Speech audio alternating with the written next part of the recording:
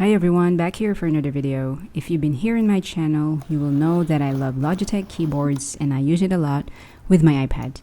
I think Logitech should sponsor me, but maybe we'll get to that point somewhere out there in the very far away future.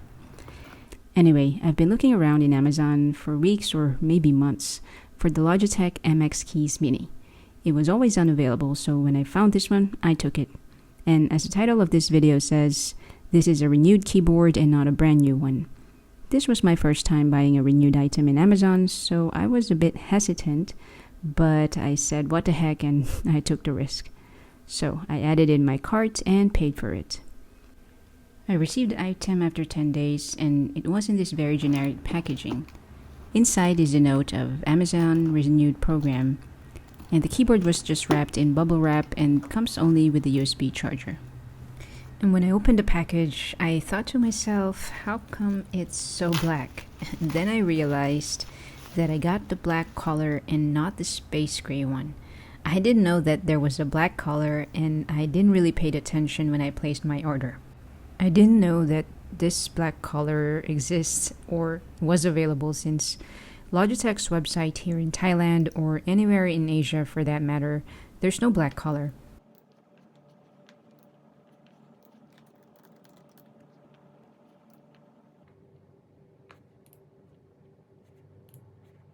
But apparently this color is available only in the US website.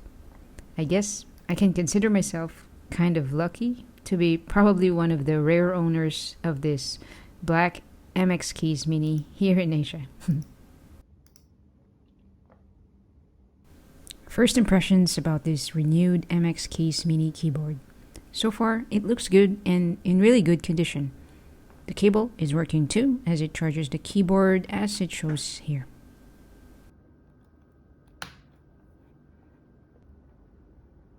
So when using the keyboard, when I turn it on, the backlight of the keys automatically turn on too. It has the automatic sensor that if you take your hands off it, it will turn off the backlight. And when you move your hand close to it or over it, it will turn on the lights. My personal preference though, because most of the time I don't type with the backlights on, and as we know, it will also save battery if the backlights are off. So for me, I wish it will remember whether I turn the backlights on or off the last time I used it, so I don't need to do stuff manually every time I turn on the keyboard. As for the function keys, there are new ones here not really available in any other keyboards. The new ones are the dictation key, which is on F6. Don't forget to like and subscribe.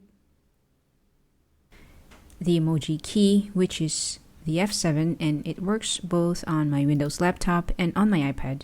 There's also the dedicated screenshot key on F8, but to be honest, I always forget to use it since I'm so used to the keyboard shortcut that I'm so familiar with when I use my iPad or even my Windows laptop. And the last new function key is on F9, which is the mic, mute, and off key. Although I tested this on my Windows laptop using Teams, it didn't work, so I have to check this out more. One thing maybe other people will really like here is the ability to switch the function keys to work as standard function keys by just pressing function and escape key.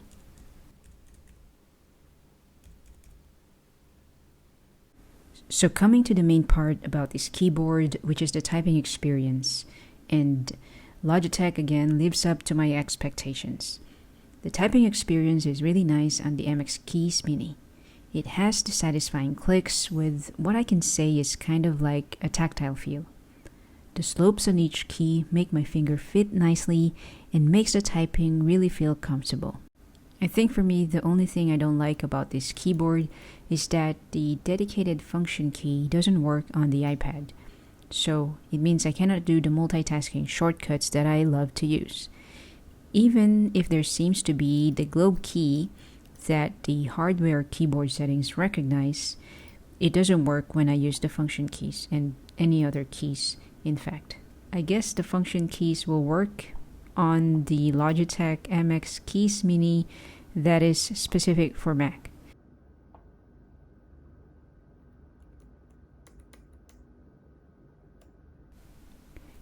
To finish off, here's a typing test.